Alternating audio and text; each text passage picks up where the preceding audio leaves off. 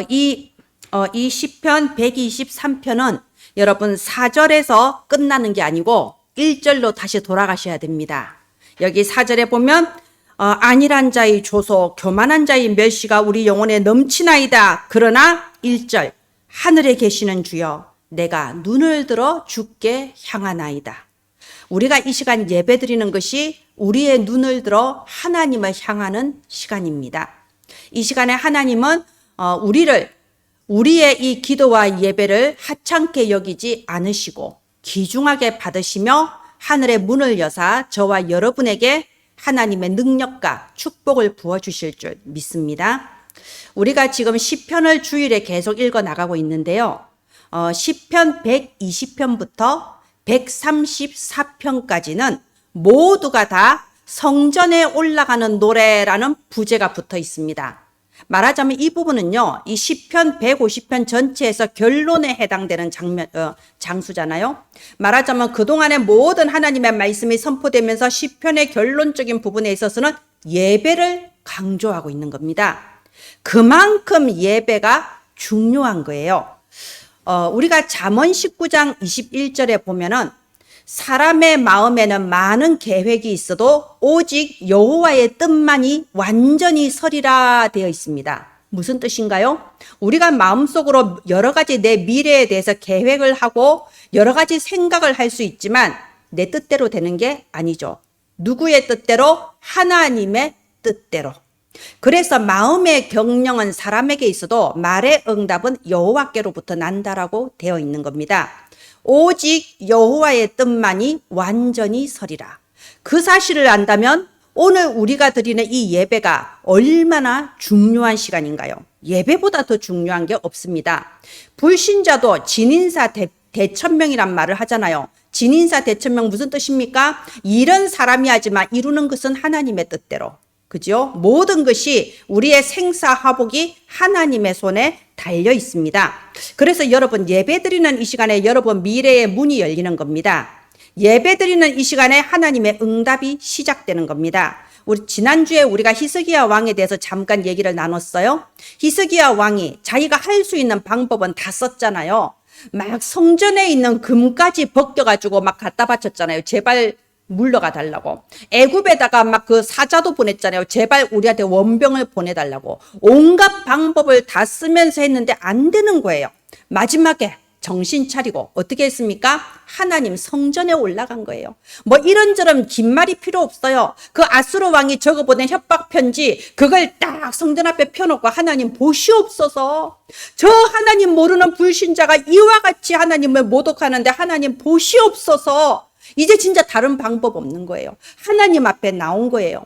자, 그랬을 때 어떤 역사가 일어났습니까? 역전의 역사가 일어났죠. 그날 밤에 주의 사자가 그 전쟁터에 파송되어서 아수르 군사 18만 5천을 한 번에 쳐버렸다고 되어 있습니다. 그리고 불과 며칠 뒤에 아수르 안에 그 내전이 일어나서 그 아수르 왕은요, 자기 부하의 손에 죽어버립니다. 자, 이것이 역전이라는 거예요. 어디에서부터 시작됐습니까? 성전에서 예배 드릴 때 바로 이 역사가 시작되는 겁니다. 그만큼 예배가 중요합니다. 여러분, 내 인생에 예배보다 더 중요한 것은 없다. 이 시간이 나에게 최고의 날이다. 이 답을 가지고 예배 드리는 사람은요, 여러분의 삶의 현장에 하나님이 반드시 증거를 주십니다. 오늘이 최고의 날, 이 시간이 최고의 시간인 줄 믿으시기를 바랍니다. 네, 오늘 말씀의 제목이 어떻게 나아와야 하는가? 그렇다면 우리가 하나님 앞에 어떻게 나아와야 될까요? 우리가 어떤 마음으로 예배드리고 어떤 마음으로 기도해야 될까요? 자, 생각해 보세요. 아빠가 밤에 퇴근해서 딱 집에 들어와요. 현관문을 들어오는데 그 어린 딸이 보고 아빠 하면서 막 달려가서 딱 안기는 거예요. 자, 이건 무슨 마음인가요? 이 첫째는 이 딸이 아빠를 좋아하는 거예요. 아빠를 사랑하는 거예요. 그죠? 두 번째는 그 딸의 마음에 확신이 있는 거예요. 내가 아빠 하고 달려들면 아빠가 안아줄 거라는 확신. 아빠가 나를 냉정하게 못 본 척하지 않을 거라는 그 확신이 있기 때문에 아빠 하고 달려들 수 있는 거잖아요. 여러분, 예배는 그와 같이 드리는 겁니다. 하나님 나를 사랑하시고 하나님이 내 예배를 받으시며 하나님이 내 기도에 응답하신다는 그 확신을 가지고 전혀 거짓 없고 두려움 없는 사랑으로 드리는 것이 바로 예배라는 겁니다. 자, 그런데 반대로 아니 아빠가 오는데 여러 가지를 생각하는 거예요. 아빠 앞에 나갈 수가 없어요. 내가 아까 씻었나? 아빠가 나한테 냄새 난다 그러면 어떡하지? 아, 내가 오늘 숙제 안 했는데 아빠가 숙제했냐고 물어보면 내가 뭐라고 하지? 내가 아빠 하고 달려들었는데 아빠가 뭐야 하면서 나를 쳐내면 어떡하지? 이런 생각이 들면 못 달려들어요. 그죠? 예배도 마찬가지예요. 내가 하나님 앞에 예배드릴 자격이 있나?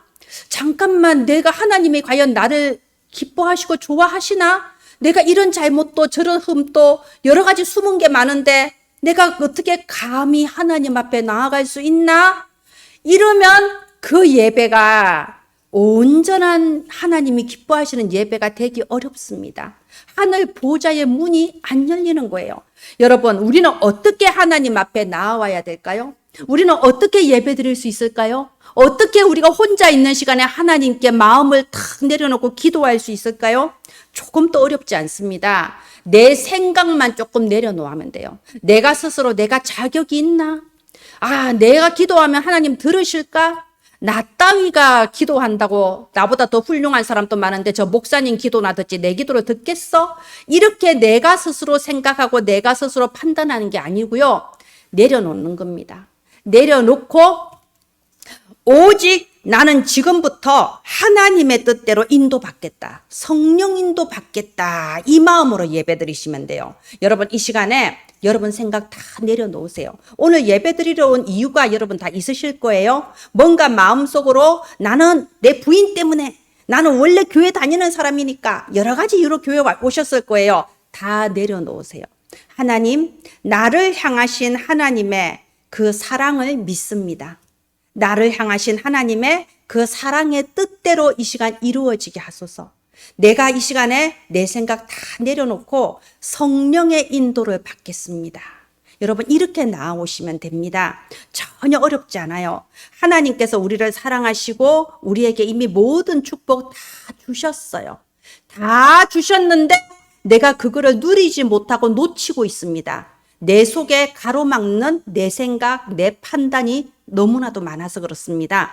예, 다음 화면 해주세요. 그래서 우리는 어떻게 나아와야 하는가?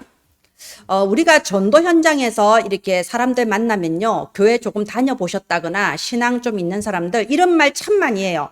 아니, 내가 좀 열심히 해야지 응답도 받고 축복도 받을 건데 내가 이래가지고 되겠습니까? 아유, 내가 좀 열심히 해야 되는데 요새 내가 좀 바빠서 아파서 막 여러 가지 말을 많이 해요. 다 그렇게 생각하고 있습니다. 내가 열심히 해야 구원도 받지 내가 무슨 구원을 받아요. 그건 좀 내가 더 잘 해봐야지 구원을 해주시겠죠. 내가 열심히 해야 되는데 내가 무슨 축복을. 아니, 그리고 나는 하나님 자녀로 구원 받았습니다. 어이구, 그렇게 교만한 말을 어떻게 해요? 내가 그렇게 착한 사람도 아닌데. 다 이런 식으로 생각하고 있습니다. 여러분, 오늘 또 우리가 점심시간에 잠깐 현장 나갈 건데요. 이 시간 말씀을 붙잡으세요. 내가 어떤 언약의 말씀을 가지고 전달할 것인가. 하나님께서 우리 인간에게 주신 최고의 축복이 무엇인가, 이거부터 딱 답을 갖고 나가야 돼요. 우리가 가장 먼저 알아야 될 거, 하나님이 우리 사람들에게 허락하신 최고의 축복이 무엇인가, 이걸 알고 가야 됩니다. 뭔가요? 구원이에요. 하나님이 우리에게 주시는 축복 중에 축복은 로또 당첨이 아니라니까요. 빌딩 사는 게 아니에요. 기적적으로 병이 나았다. 이게 응답이 아니에요. 뭐가 응답이냐?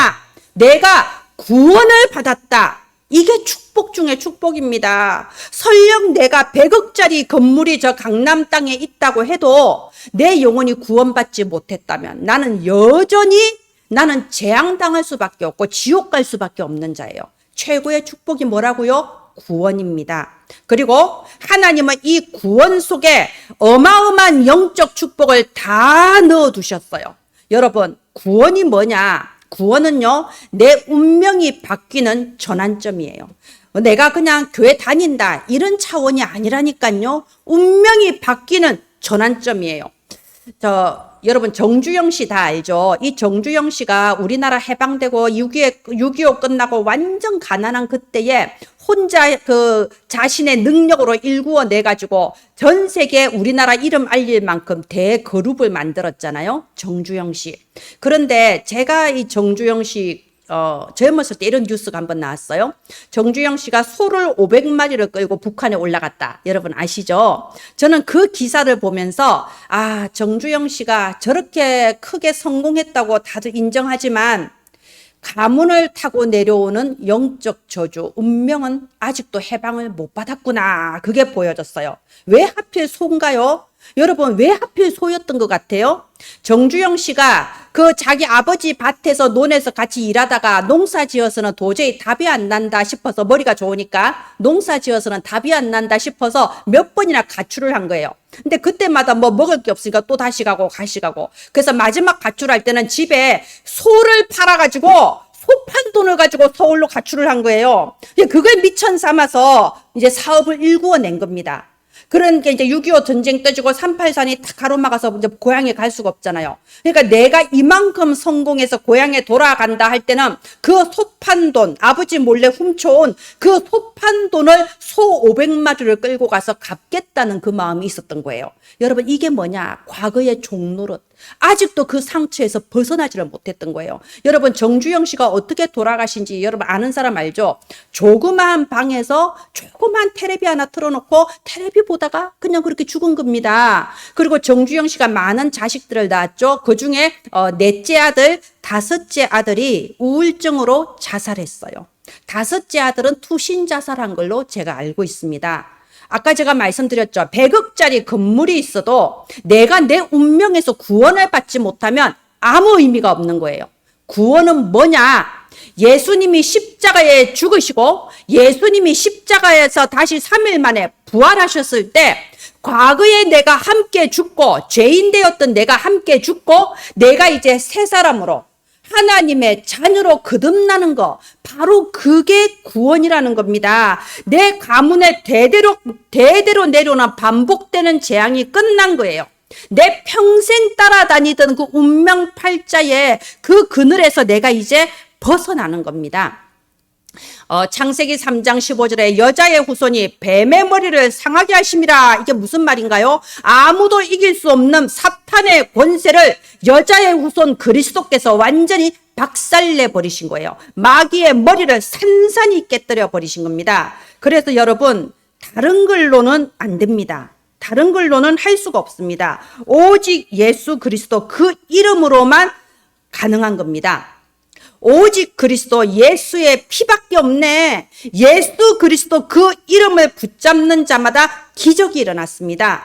방주 안에 들어온 자는 살리라. 뭔가요? 예수 믿는 자는 산다 이 말입니다. 6월절 양의 피 바른 날 400년 노예살이에서 해방받았어요. 어떤 방법으로도 안 됩니다. 오직 그리스도 예수의 피를 붙잡을 때 저와 여러분의 운명이 바뀌는 거예요. 그게 구원이라는 겁니다. 저와 여러분은 운명이 바뀐 사람이에요. 구원받은 하나님의 자녀입니다. 그리고 이 구원 안에는요, 여러분 세상 사람들이 모르는 엄청난 영적 축복이 그 속에 다 들어가 있는 거예요. 예수 믿고 구원받은 우리는 하나님의 자녀가 됐습니다. 이제는 성삼위 하나님의 영이 우리 영 가운데 임하신 거예요. 어찌 감히 이 죄인인 나에게 성삼위 하나님이 임하실 수 있겠어요? 그게 바로 십자가의 능력이라는 거예요. 예수 그리스도 십자가와 부활의 능력으로 천지를 창조하신 성부 하나님, 내 모든 죄를 사하신 성자 예수님, 지금 또 나와 함께 하시는 성령 하나님께서 내 영혼 가운데 이 시간에 임재하시는 겁니다. 그게 바로 구원의 축복입니다. 그냥 임재하시나요? 인도해 주세요. 완벽한 길로 성령 인도해 주십니다. 내가 기도하면 응답하십니다. 너희가 내 이름으로 무엇이든지 기도하면 내가 이루리라. 하나님께서 믿음으로 기도하면 하는 자는 다 이루어 주신다고 하셨습니다. 내가 기도할 때 눈에 안 보이나 주의 사자들이 파송됩니다. 이 시간에도 주의 불말과 불병거가 둘러서 우리의 예배를 수종들고 있습니다. 내가 기도할 때에 지역의 역사는 우상숭배, 이단사입이 우리 가문에 재앙을 일으키는 흑암, 내 영과 혼과 육에 병들게 만드는 마귀가 예수 이름의 권세 앞에 산산이 부서져 버리는 겁니다. 이제는 의미 없고 목적 없던 내 인생에 분명한 의미와 목적을 주시는데 세계복음화, 237 나라, 5천 종족, 내가 그들에게 빛을 비추겠다. 이 분명한 세계복음화의 비전을 우리한테 주신 거예요. 이러한 모든 신분 권세 축복이 어디에서부터? 피 붙잡았을 때, 예수 그리스도 유월절 어린 양 대신 피 붙잡았을 때 이 모든 신분 권세 축복 우리한테 다 주신 겁니다. 그런데 뭐가 문제냐? 자꾸 놓치는 거예요. 자꾸 잃어버리는 겁니다. 여전히 돌아보면은 내 눈앞에 보이는 현실과 상황과 사람의 말에 자꾸 속아 넘어가요. 영적인 눈은 어두워지고 육신의 눈만 밝아지니까요. 자꾸 착각하는 거예요. 하나님의 나는 응답을 안 해주셔. 나는 되는 게 없어. 나는 축복 언젠가 열심히 해야 축복을 받을 건데 어찌했을까. 맨날 거지 왕자처럼 사는 거예요. 거지 왕자. 뭔지 알죠? 왕자인데 착각하고 지가 거지인 줄 알고 거지처럼 사는 거예요. 많은 성도들이 무기력과 우울과 불면증과 불안과 상처 속에서 하나님을 믿지 않은 근원적인 불신앙의 노예 노릇, 종 노릇하면서 살고 있는 겁니다. 이게 거지 왕자. 히브리서 11장 6절에 말씀하셨어요. 하나님께 나아오는 자는 반드시 그가 살아계신 것과 그가 자기를 찾는 자들에게 상 주시는 분임을 믿어야 할지니라. 여러분 믿어야 됩니다. 하나님은 살아계십니다. 예수 그리스도는 나의 모든 문제 끝내셨습니다. 나는 하나님의 자녀예요. 하나님은 나에게 어마어마한 영적 축복을 다 주셨습니다. 믿고 나아오세요. 나는 자격이 없다 착각하지 마세요. 내가 더 열심히 해야 되는데 내가 어떻게 구원을 받아? 다 마귀가 주는 착각이에요. 지금 찾으시면 됩니다. 이 시간 우리는 예배를 드리려고 하나님 앞에 나와왔습니다. 이 시간에 찾으면 여러분 회복할 수 있어요. 누릴 수 있어요. 그래서 예배가 중요한 겁니다. 지난주 말씀드렸죠. 예배는 우리가 받을 수 있는 가장 첫 번째 축복이라고. 이 말은요, 하나님께서 하나님 자녀에게 주시는 그 축복이 예배에서부터 시작이 되는 거예요. 이 시간에 하나님이 문을 열어주십니다. 보호자의 문이 열리고 하나님께서 우리에게 주신 그 모든 축복 우리가 누리기 시작하는 시작의 시간이에요. 여러분 이 시간에 찾으세요. 마태복음 6장 33절에 너희는 먼저 그의 나라와 그의 의를 구하라. 그리하면 이 모든 것을 너희에게 더하시리라 하셨습니다. 그 의가 무슨 의인가요? 우리는 의로울 수가 없어요. 우리는 죄인입니다. 나의 의가 아니라 그리스도의 의. 나를 위해 십자가에 죽어주신 그리스도의 의로 우리는 하나님의 모든 축복을 다 받을 수 있는 거예요. 이 사실을 믿는 확실한 믿음으로 여러분 이 시간에 거듭나시기를 바랍니다. 나는 그리스도를 믿고 하나님의 자녀다. 나는 죄인이지만 십자가의 의로 내가 의롭게 되었다. 여러분 확실한 믿음으로 이 사실 붙잡는 순간에 여러분의 운명을 타고 내려오는 모든 저주 재앙 완전히 끝나는 겁니다. 이제부터 하나님의 나라가 임하는 거예요. 여러분이 있는 현장에 흑암이 꺾여야 되잖아요. 마귀 사탄이 꺾여야 돼요. 그래야 하나님의 나라가 임하고 하나님의 뜻이 이루어지는 겁니다. 이제 나는 그리스도 안에서 다 끝났다. 여러분이 이 확실한 믿음 붙잡는 순간에 모든 것을 다 주시는 그 영적 축복 확인하게 되실 줄 믿습니다. 많은 사람들이 내 몸에 병이 들고 문제가 생기고 막 악몽을 꾸고 막 그 경제적으로 실패하고 뭔가 문제가 생겼을 때 교회 와야 되겠다 마음 먹는 사람들이 많아요. 순서가 거꾸로 된 거예요. 또 어떤 사람은요, 내가 지금 집안에 일이 많고 내가 너무 마음이 복잡해. 좀 편안해지면 교회에 여유를 가지고 갈게. 이것도 순서가 거꾸로 된 거예요. 그죠? 지금 와야 됩니다. 지금 하나님 앞에 나와야 됩니다. 바로 오늘이 축복의 날입니다. 히브리서 10장 19절에 그러므로 형제들아 우리가 예수의 피를 힘입어 성소에 들어갈 담력을 얻었나니 나를 위해 죽으신 예수 피를 붙잡고 오늘 또 믿음의 담대함으로 나아오시기를 바랍니다. 이 구원 가장 큰 축복이며 이 안에 하나님이 모든 것을 다 주셨다. 예수 믿는 그 믿음으로 하나님 앞에 담대하게 나오시기 바랍니다. 예, 다음 화면 해주세요. 자, 우리가 하나님 앞에 나올 때는 성령의 인도를 받는 진실함으로 나와야 됩니다. 여러분, 성령 인도 이게 무슨 말인가요? 확실한 거는 성령 인도 못 받으면요 고생이에요. 나는 열심히 하고 죽도록 하는데 방향이 안 맞아버려. 아니 서울을 가려면 서울 가는 차를 타야지 저 부산 가는 차를 타가지고 열심히 달려보세요. 저 서울 가지나 부산 가지. 그죠? 말하자면 성령 인도를 받아야 돼요. 성령 인도를 받으면요 나는 그렇게 힘쓰지 않고 편안하게 있어도 어느 날 목적지에 왔구나, 어느 날 하나님이 이루셨구나, 이게 확인이 됩니다. 자, 어떻게 하면 성령 인도 받을 수 있나요? 아까 말씀드린 것처럼 일단은 내 판단을 내려놔야 돼요. 내 생각 지금 다 가지고 있잖아요. 이 신앙생활 이렇게 해야지, 하나님은 이렇게 믿어야지, 다 내 생각을 가지고 있습니다. 내 판단을 내려놓고 성령 인도 받아야 돼요. 내 생각, 내 판단에 잡혀 있으면요 하나님은 전혀 중요하게 여기지 않는 걸 나는 중요하게 여겨요. 그리고 하나님은 아주 중요하게 보시는 게 나는 별로 관심이 없어요. 하나님은 뭘 중요하게 보시나요? 하나님은 한 영혼을 중요하게 보십니다. 우리 눈으로 봤을 때는요 보잘것없어 보이고 가치 없어 보여도 하나님은 그 사람을 중요하게 보십니다. 우리 생각에는요 인간이 예의를 차리고 자기 도리를 다하고 뭐 이런 게 중요하게 보이지만 하나님 눈에는 그게 그렇게 중요한 게 아니에요. 한 영혼 살리는 거, 전도와 선교가 가장 중요한 겁니다. 중요한 것과 중요하지 않은 것을 구분할 수 있어야 됩니다. 여전히 내 생각에 잡히고 내 판단 기준을 가지고 내가 바라는 내 글로 가득 차 있으면서 이렇게 기도하죠. 성령 충만 주옵소서. 어떻게 성령 충만 받습니까? 내 안에 내 생각이 가득한데. 우리 노래도 있잖아요. 내 안에 내가 너무나 많아 당신의 쉴자리 뵙고 가시나무새. 알죠? 내 안에 내가 너무나 많아서 당신의 쉴 자리 뺏고. 성령께서 우리 안에 거하실 곳이 없어요. 내 생각이 너무 많아. 이거는 원래 그런 건데 이 세상에 원래가 어디 있습니까? 복음 말고는 원래 없습니다.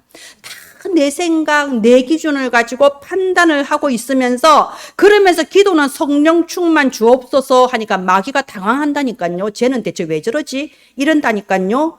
여러분, 성령 인도 받는다. 어떻게 성령 인도 받을 수 있을까요? 하나님께서 야 예원아 이렇게 해라 이러면 참 편하겠는데 안 그러잖아요. 여러분, 성령 인도 받는 거는요 아주 쉬워요. 우리는 하나님 자녀이기 때문에 구원받은 하나님 자녀는 나는 지금부터 성령 인도 받아야겠다. 이렇게 마음만 먹으면 성령 인도 시작돼요. 이제 내가 내 마음대로 안 해야겠다. 내 고집 부리지 말아야겠다. 내 생각대로 해서 된 게 뭐 있냐.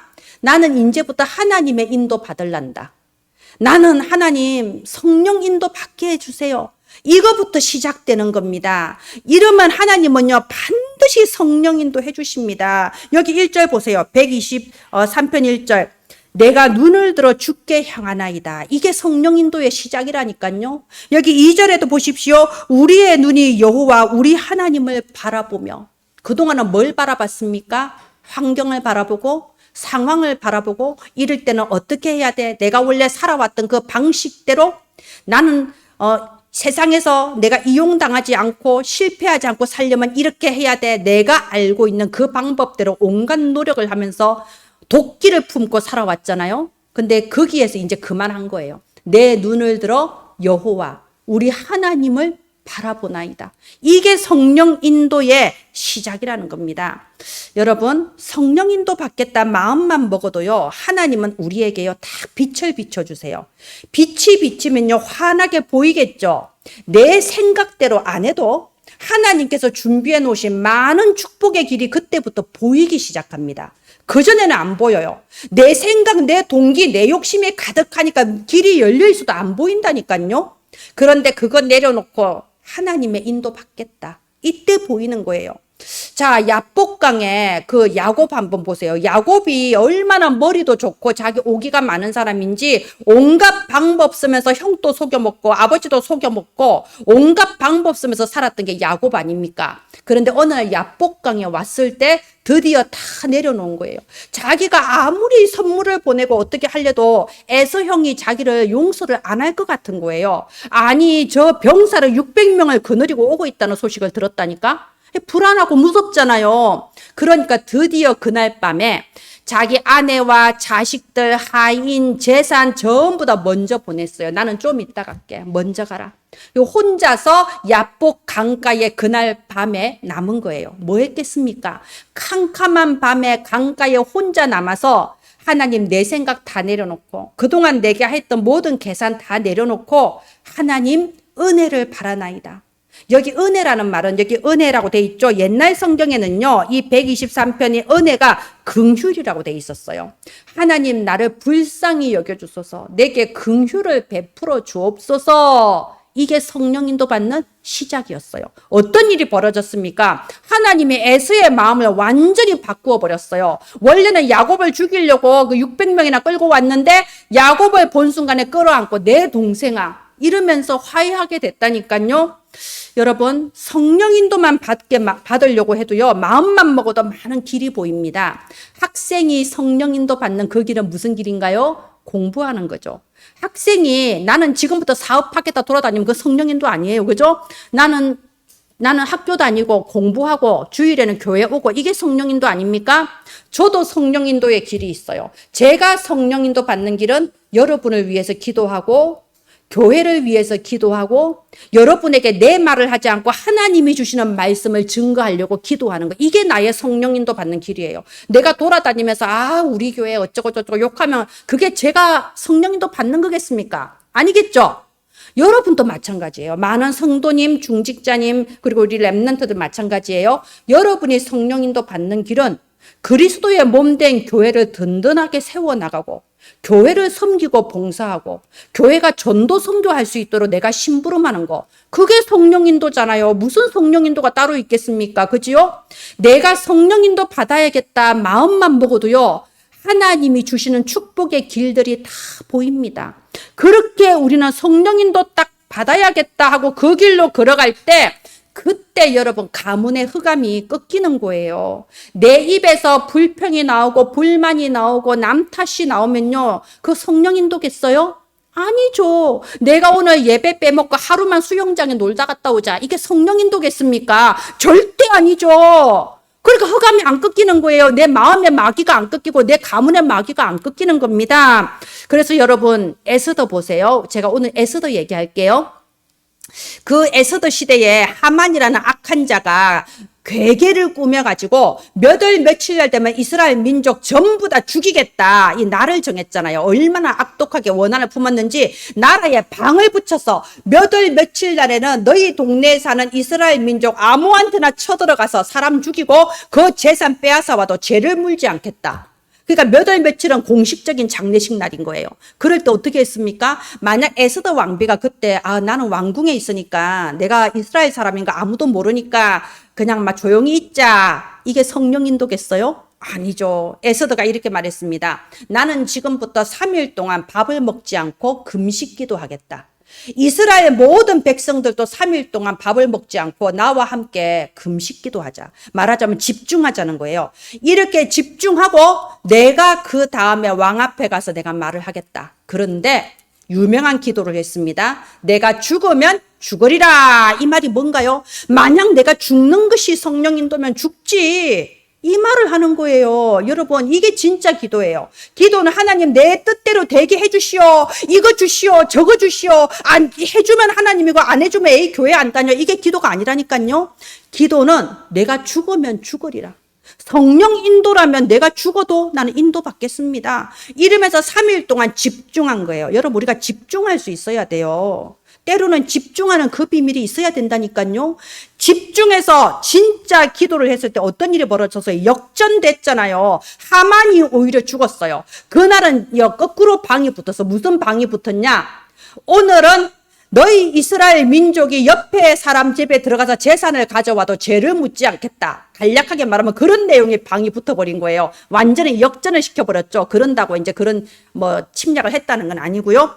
하만이 오히려 나무에 달려서 죽어버렸습니다. 여러분, 우리가 이런 기도를 해야 돼요. 기도 중에 진짜 기도는 뭐냐? 이거 주세요, 저거 주세요, 이게 아니고요. 이 시간에 하나님이 나와 함께 하심을 감사합니다. 하나님이 나를 사랑하시는 것을 믿고 감사합니다. 천지를 창조하신 하나님이 내 편인 것을 감사합니다. 하나님이 나의 죽고 사는 거, 내 일생을 다스리시고 평안을 주심을 믿고 감사합니다. 이게 기도예요. 그래서 우리 교회 원단이 뭡니까? 은혜와 긍휼과 평강아니에요. 하나님은 우리에게 보응이 아니라 은혜를 베풀어 주시고 징계가 아니라 긍휼을 베풀어 주시고 재앙이 변해서 평강이 되게 해주시는 하나님이세요. 그래서 복음인 거 아닙니까? 내가 먼저 여기에 감사할 수 있어야 돼요. 내게 구원 주신 하나님께 감사합니다. 내게 평강의 복음을 베푸시는 하나님께 감사합니다. 나와 함께 하심을 감사합니다. 이게 진짜 기도입니다. 그리고 하나님, 내가 성령인도 받게 하옵소서. 내 고집, 내 욕심, 내 상처, 내 마음속에 오랜 원한 다 내려놓게 하시고 성령인도 받게 하옵소서. 여러분, 이렇게 기도하세요.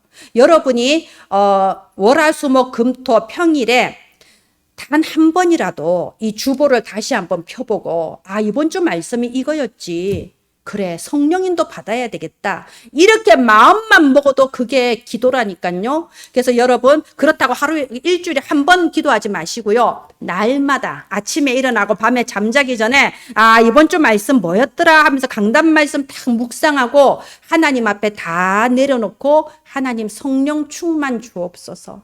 내 속에 털린 거, 더러운 거 다 없애버리시고 성령의 충만함 주시고 성령인도 받게 하소서. 이렇게 기도하시기 바랍니다. 억울하고 원통할 일 있죠. 억울하고 원통하다 하고 있는 동안에 내 몸이 속에서 썩어나가요. 그러니까 억울하고 원통한 거 내려놓고 모든 문제 하나님께 맡기고, 여러분 강단 말씀 묵상하면서 하나님 앞에 딱 나아오세요. 나는 구원이라는 가장 큰 축복을 받았다. 하나님께서 나를 인도해 주신다. 이것을 믿고 하나님께로 나아오세요. 반드시 응답해 주십니다. 예배는 그렇게 드리는 거예요. 예, 다음 결론 해주세요. 제가 아까 말씀드렸죠. 3절, 4절 뒤에는 1절로 다시 돌아가는 거예요. 여러 가지 어려운 일, 멸시, 조소, 교만 이런 게 와도 우리는 내 눈을 들어 주께 향하나이다. 이렇게 하면요, 눈이 열리면 뭐가 보이냐? 문제라고 생각되지만 그 문제 속에 답이 있다는 게 보여집니다. 여러분, 모든 문제는 반드시 답을 준비해 놓고 하나님 주시는 거예요. 나를 망하게 하시는 게 아니에요. 어제 초동신학원 갔다 온 우리 말금이한테 제가 전화를 걸었어요. 말금이 깜짝 놀랐을 거예요. 갑자기 밤에 내가 전화 걸어서, 말금아, 네 목사님 이러길래, 너 오늘 초동신학원 갔다 왔는데 기억에 남는 말씀 하나만 말해봐. 말금이 얼마나 충격받았겠어요. 몇 달 만에 전화해가지고. 근데 말금이가 대답을 하더라고. 저요, 오늘 기억에 남는 말은요, 하나님은 우리를 축복하시려고 한다는 게 기억남아요. 맞아요. 아니, 다 기억 안 해도 돼. 중요한 거 하나 기억하면 돼. 그래, 말금아. 하나님은 우리한테 나쁜 일이 생기는 것 같아도 우리를 벌 주시거나 우리 망해라고 하는 게 아니야. 하나님의 본 뜻은 우리를 축복하시려는 거야. 그래서 문제 속에는 언제나 답이 있어. 하나님 답을 찾게 성령인도 받게 기도하면 됩니다. 그렇게 기도하면 딱 보여요. 아, 갈등? 내가 갱신할 기회다. 이게 보여요. 예전에 어떤 권사님 저한테 그랬어요. 하는 말씀이, 나는 내가 경제적으로 어떤 문제가 생기면 내 헌금이 어떻게 됐는가 다시 한번 점검을 한다. 그래서 올바른 헌금을 회복할 기회다. 이렇게 받아들인다고 그러더라고요. 여러분, 혹시 내가 여러 가지 갈등이 있으면 갱신할 기회입니다. 누가 내 말을 한다, 누가 나를 뒤에서 안 좋게 씹는다, 내가 갱신하면 돼요. 냉정하게 내가 고칠 점 있으면 고치고, 나는 잘못한 게 없는데 제가 시기 질투한다. 관계 끊으면 되지. 뭐 굳이 우리가 국회의원 출마할 것도 아닌데 굳이 그 사람하고 친하게 지내겠어요. 그죠? 말하자면 갈등이 생긴다. 내가 하나님 앞에 올바른 것을 회복할 수 있는 갱신의 시간표입니다. 그리고 위기가 왔다. 절대 위기 아니에요. 기회예요. 나는 하나님의 자녀이기 때문에 하나님은 나에게 축복 주실 기회인데 그게 위기라는 가면을 쓰고 오는 것뿐입니다. 존 칼빈이 말하기를 기도는 금성철벽과 같다고 했어요. 금성철벽, 금으로 성을 만들고 철로 벽을 쌓는 것과 같다고 했습니다. 바로 이 시간, 예배 드리는 이 시간에 참으로 예배와 기도를 통해서 모든 축복을 회복하는 저와 여러분 되시기를 예수님 이름으로 축원드립니다. 제가 기도하겠습니다. 하나님 감사합니다. 하나님이 영세전에 택하시고 사랑하신 하나님의 백성들을 오늘 예배의 자리로 인도해 주심을 감사합니다. 이 시간 우리의 영안이 열려지게 하소서. 이 시간 성령의 인도하심을 받아 전에 몰랐던 것이 보여지고 전에 보지 못했던 다른 축복들이 보여지게 하여 주시옵소서. 구원받은 나에게 이미 주신 이 하나님 자녀의 신분 권세 온전히 누리는 시작의 날이 되게 하소서. 예수 그리스도 안에 모든 것이 다 있음을 내 삶의 현장에서 확인하며 증인으로서는 저와 은혜나무 가족들 되게 하소서. 살아계신 예수님 이름으로 기도합니다. 아멘.